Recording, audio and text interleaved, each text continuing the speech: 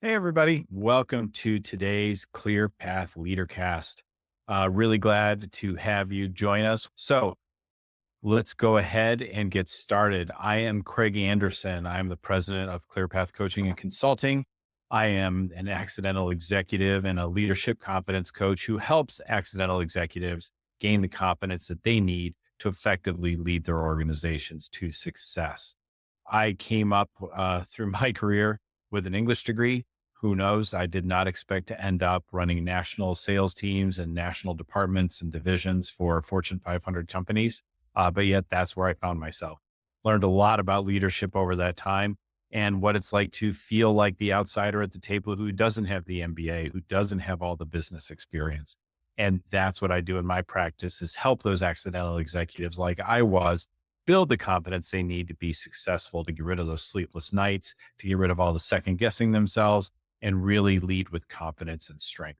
So that's what we work on here at ClearPath Coaching and Consulting. And we talk about topics like this every week in ClearPath Leadercast, as well as through all of our social media platforms on LinkedIn, Facebook, YouTube, and our own site as well. Today's topic is managing difficult conversations. This is something that I think a lot of people struggle with. We talked about last week. We talked about imposter syndrome, which like 70% of people struggle with. I didn't see any good data on it, but I'm willing to bet a large chunk of people who find themselves in leadership roles have the same struggle of how do I manage these difficult conversations? For me personally, it was always, I was very conflict averse and I positioned in my head every difficult conversation as inevitably a conflict. So I wanted to avoid it. I had this whole, I would convince myself that, I don't really have to have this conversation. It was just a one off. I don't need to go there. I'm sure it'll be better next time. I'm sure it will improve. Here's the truth. It's not going to improve if you don't address things. So, as an old boss of mine used to say, problems don't age well. And that's absolutely true. If you don't deal with some of these issues early on where things aren't going the way you need them to go and aren't getting done the way they need to be done, or if somebody's just having a bad day or performance issues or whatever it is, you really need to address these conversations early on when before they become much bigger problems. A lot of times you find that it's just a minor corrective behavior. People start to see it, you follow up on it, and ultimately you find that the problem starts to resolve itself. There's a lot of people who have a lot of potential in your organization, but we all have rough spots. And if we can help, and that's an essence of good leadership, is helping our employees get past those rough spots so that they can grow and they can start achieving their full potential. So if you start positioning these difficult conversations, not as inevitable conflicts, inevitable, I'm going to hurt their feelings or it's going to go south, really start positioning in your head. This is, how can I help someone fulfill their potential? Sometimes that potential is greater roles in your organization. Sometimes it's, this isn't the right organization for you. And let's figure out a way to get you somewhere where you can be successful. But those are kind of extreme examples of difficult conversations, but that's where it can go. So we need to start thinking about these things as larger opportunities. And when we find ourselves in leadership roles, that is such a crucial skill to develop. As you know, if you've watched any of these, I don't really believe that any of us are natural leaders. Leadership is a skill set. Some of us come by those skills more quickly, but anyone can start to learn these skills so that they can become an effective leader. So, as I said, throughout my career until I got a coach and who started helping me with figuring out how to be more effective at difficult conversations, it was always a struggle in my career. So when I learned how to start having these difficult conversations, it really changed the trajectory of my leadership and my ability to grow. I'm not going to say it was always easy, but it was always something that I found, I became more cognizant of and became better at doing. Sometimes I still had to push myself past my comfort level, but that's leadership. Leadership is getting yourself past your comfort level. That's how you start to build confidence is through doing things that you're afraid to do. So today, I want to talk to you about some just things you can do to have more effective, difficult conversations for work or at work.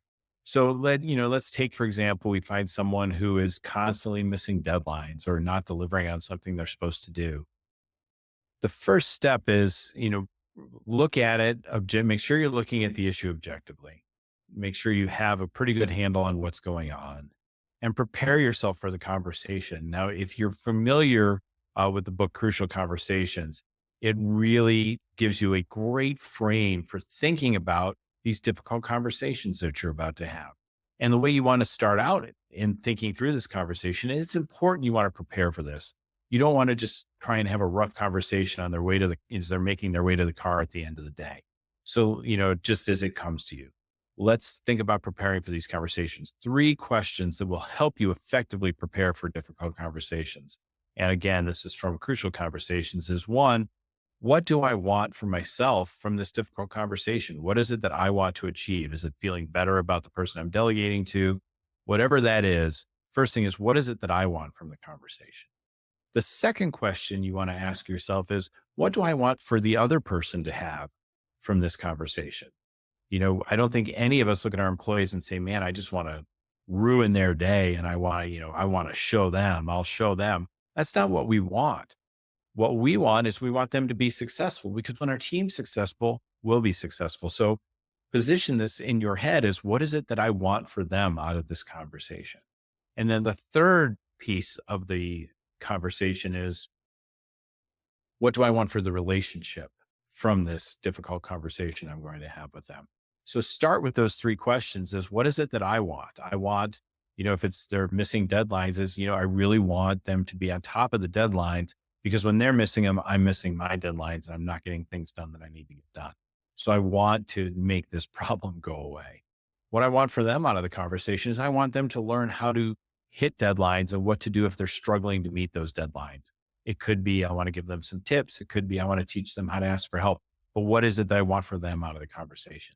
And what do I want out of the relationship? Well, I think, as I said, with any conversation with our employees, I want a positive outcome for the relationship. I've hired people because they interviewed well. I trust them. They have a strong skill set. So I want them to stay with my organization and I want them to feel comfortable and positive in the organization. So when you start to frame these difficult conversations in your preparation as answering those 3 questions, you're going to find yourself thinking back a little more objectively and then having a good sense and a good feeling as you go into it about what it is you really want from the conversation. Another thing that, I want to point out is important is getting to the point when you sit down to have this conversation, get to the point. There's this whole, I forget what it's something sandwich where it's like, I say something good, I say something bad, I say something good. I think that sounds really great. But if you're pulling someone in because you say, hey, I need to talk to you about something, they know something is not probably right. So just get to the point. Don't sugarcoat it. Just get to the point of the conversation. Hey, Bob, Julie, whatever. I've really noticed that you're having a struggle meeting deadlines. Here's what I see going on. The last 3 projects, I asked you to have it done by a certain day at a certain time. One, it was a couple hours late. One, I had to call you to make sure that it was getting done. And another one was even later than that. It actually dragged out over a weekend. And I'm finding this to becoming a recurring circumstance. And it's really causing a problem because now I'm missing deadlines. I'm not sure what's going on with your workload, but that's what I've been observing. Is there anything I'm not seeing? So open it up to the conversation, and don't use a closed-ended question like I just did.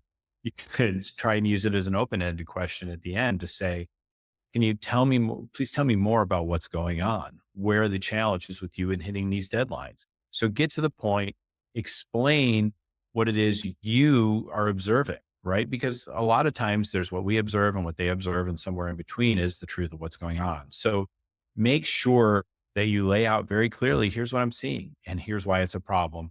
Tell me more about what you're seeing in this. You want to be open to their side of that conversation. So, what's going on in their world? Are they struggling with their overall workload? Are they getting a lot of interruptions? Maybe it's something on their personal life side that they're struggling with and it's causing them some distraction. So find out what's going on from the other person so that you can get a fully rounded set of circumstances, set of facts about what's going on. Then once you have that all laid out, be very clear with them about what you want to come out of this conversation. Here's what I need. So now that I understand that, I really need you to focus on getting these things done on time. So let's talk about your time management and let's go through the discussion about what good time management practices are. Or, if you have to take some of the workload off temporarily because of dealing with a personal issue, that's maybe something that you want to consider doing. Who else can you pull in? So find out, work through with them what the solution is because we want to get a win-win out of these conversations. As you're going through these conversations, always keep one, an open mind. Two, don't jump in and finish people's sentences. Listen without interrupting. It's kind of that active listening. You want to hear, you want to repeat back what you're hearing, and then start moving on to the solution. So you really want to kind of take an inquisitive approach. Now, sometimes, I'm sure there are things if you work in, where there's physical danger, you probably need to get to the point very quickly. Maybe in a warehouse situation or something like that. But in a professional situation, take the time to go through these conversations. And even if it is urgent, that doesn't mean you need to be kind of an ass about it. You need to really open it up into a conversation that you want to have with them about what's going on, what we can do to help everyone here be more successful. When you can take these steps, you're going to have a much better chance at a positive outcome to that conversation. And if you have questions as I'm kind of wrapping up here, please drop them in the comments. But you're going to have a more positive, one, you're going to get your problem solved. You're not going to have that sleepless night where you wake up at 3 a.m. worrying about the conversation with somebody because you've already had it. Get to the point of it, listen with empathy, have active listening, understand going into the conversation what it is you want for yourself, what you want for them, what you want for the relationship. You really have a set of things you want long-term for your business. So you want to focus on, here's where I'm trying to take the business. I want to bring you with me. That's where we start having these conversations. And so that's the essence of the difficult conversation, is to jump in and be, really understand why, what it is you're trying to resolve, be open-minded about what's going on the other side, practice active listening, and be direct without being rude or kind of a jerk. These are the things that are going to be the good ingredients for you to have a positive outcome to a difficult conversation.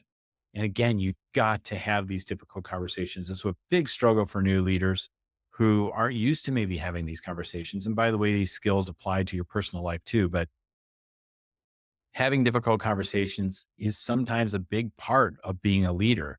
Now you can head some of these off by being really good about casting a vision for your business, being really clear about in your communication about how you want things done. When you start delegating, be very clear about timelines and what you want, what success looks like in that project. So these are all the things you want to start building together as you're getting ready for this. But so lay a good groundwork of communication and vision casting for your business. So you'll have fewer of these issues. Deal with them quickly. Don't let them just kind of sit. Hope is not a strategy. Hoping people are going to change without any indication that they need to change is not something that's going to be a winner for you. So those are really the key pieces I want you to think about on managing difficult conversations.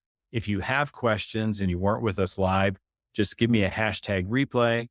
Let me know what your question is, and I'll be happy to jump back into the comments to answer it. Thanks everybody so much for joining us on this Thursday's Clear Path Leadercast. See you soon. Take care. Bye-bye.